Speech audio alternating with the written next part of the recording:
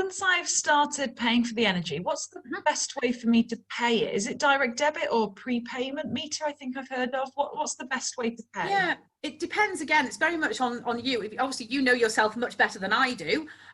If you are not great at budgeting, or this is the first time that you're living independently and want a bit of kind of peace of mind, then probably you might want a prepayment meter. So that's either you can top up via a smartphone app or online, or you get like a card or a key that you then take to the local shop or the post office and you top up that way.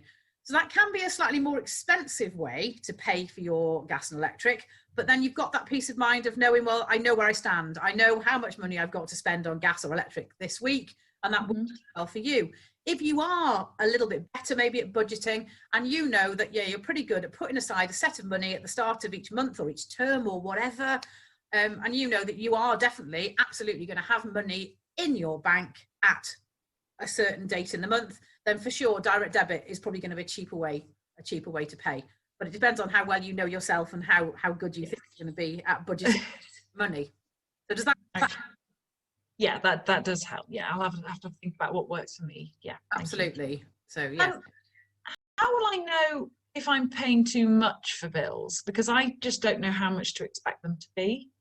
Yeah, again, there's some information out there that sort of suggests, if you're maybe living in a small house or maybe a flat or something like that, your bills can be probably around about £80 or £90 a month for both, all inclusive. So after that, it really depends on kind of how you kind of choose to use things in your home, in your new house or whatever, and just take it from there. So there's a couple of good ways though of kind of finding out how much things typically cost to run. If your house has got a smart meter, you might find that you've got one of these little boxes somewhere. Okay. Yeah, so this is, it's part of a smart metering system. So that's your in-home display.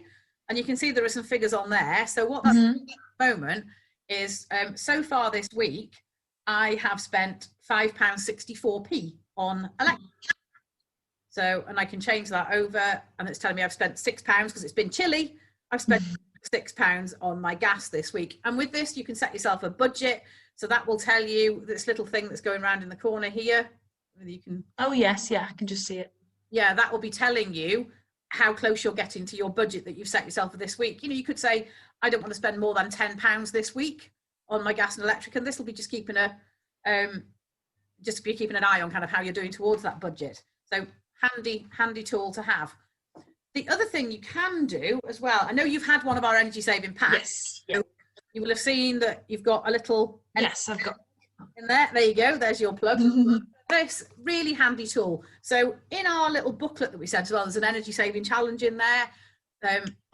Look, see if you can work out what your current consumption is this week, or some of the things that you've got in your house. So this little plug will be a really handy tool to be able to do that. Works with an app. So it's an app called Casa. So you plug this in, you connect it to your Wi-Fi, and then that will enable you in real time, really, to work out. It's got a monitoring system built into it. So you'll know exactly what kind of things around your home are using loads of energy. So say a TV in, and then you'll find out that that's using however many kind of kilowatt hours in a week. So kilowatt hours is the unit that electric's measured in, and you pay price per unit. So my cost at the moment would be something like 16 or 17 pence a unit. So then you can work out quite simply, well, I know how many kilowatt hours that appliance used this week. Then you can work out how much that's costing. But some of the things that might surprise you are things like a kettle.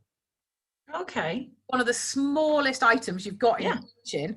So if you're a fan of a cup of tea or a cup of coffee or whatever, we try and encourage people to only put as much water as they need, kind of rounded drinks into the kettle, because your average kettle uses, so if you think in your pack that we sent, got some energy efficient light bulbs in there. Yes. So these typically use between 9 and 10 watts of electric. Average kettle uses about 250 to 300 watts worth of electric. So yeah, presumably you wouldn't have 300 light bulbs on all at one length of time. So it can be a really handy way of just sort of thinking, oh, you know what, I will just commit to only putting as much water in my kettle as I need for maybe 1 or 2 cups or things like that. The other one as well that people don't realise is in lots of kind of particularly rented properties, so lots of student rentals or whatever, you might find that you've got an electric shower. So in your bathroom, if you've got a pull cord on the ceiling that you have to kind of pull on in order to have the shower on, then you've probably got an electric shower. Most electric showers, about 900 light bulbs worth of electric. Wow. Okay. Yeah. So, I mean, I can't sit here and say, oh, Jess, we're showers, because that just wouldn't be right. So get in the habit of, even if you spend kind of like a minute or so less in the shower every day, then those little things can really add up. So that's just one of those things that we're trying to get you sort of thinking about with our energy challenge.